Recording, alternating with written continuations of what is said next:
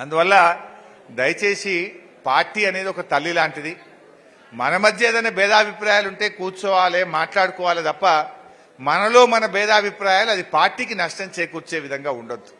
Party అనేటువంటిది ఉంటేనే మనందరికీ ఇంత గౌరవం ఉంటుంది. ఇవాళ ఎంతో మంది బాధపడుతున్న నా దగ్గరికి వచ్చి అప్పుడు ఎల్ఓసి కావాలంటే గంట సేపట్లో తెచ్చి ఎల్ఓసి ఇచ్చిన. ఒక పేషెంట్ దవాఖానలో పడితే ఫోన్ ఎత్తి అరే ఎల్ఓసి తర్వాత వస్తుందా, ఆపరేషన్ అయితే చేయి, మావోని మంచిగా చూసుకో అని చెప్పినాం. ఇవాళ పరిస్థితి ఉన్నదా? ఇవాళ పరిస్థితి ఇబ్బంది వస్తే ఇప్పుడు ఎంత నొప్పి అవుతుంది, కడుపుకు బాధ ఎంత అవుతుంది. అట్లా ఇవన్నీ కూడా రేపు ఇవాళ తన దాకా వస్తే తెలియదు అన్నట్టు ఇప్పుడు ఒకరొకరికి అర్థమవుతా ఉన్నది. సో మన సిద్దిపేటలో జరిగింది అంటలేను, బయట సంగతి చెప్తున్నా. కానీ మనం కూడా ఈ పట్టుదల పోనీయద్దు. ఇక మనం ఎక్కడ డీలా పడొద్దు. తప్పక సిద్దిపేటకి ఆ లక్షణమే లేదు. ఉద్యమంలో మనం ఎట్లా కొట్లాడినాం, రాష్ట్రంలో ఎక్కడ ఏ మూలల యాడ మీటింగ్ ఉన్నా మనమే పోయినాం, యాడ జంగ్ ఉన్నదన్నా మనమే పోయినాం, యాడ ధర్నా ఉన్నదన్నా మనమే పోయినాం, యాడ పోరాటం ఉన్నదన్నా మనమే పోయినాం. రేపు కూడా అట్లనే పనిచేయాలి.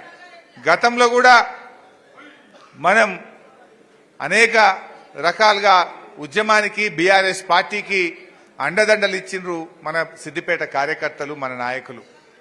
ఎంపీ ఎన్నికల్లో ఒకసారి, మెదక్ పార్లమెంట్ ఎన్నికల్లో సిద్దిపేట మెజార్టీతోని మిగతా 4-5 సీట్లలో మైనస్ వచ్చిన మెదక్ ఎంపీని గెలిపించిన ఘనత కూడా మా కార్యకర్తలకు, మా నాయకులకే దక్కింది.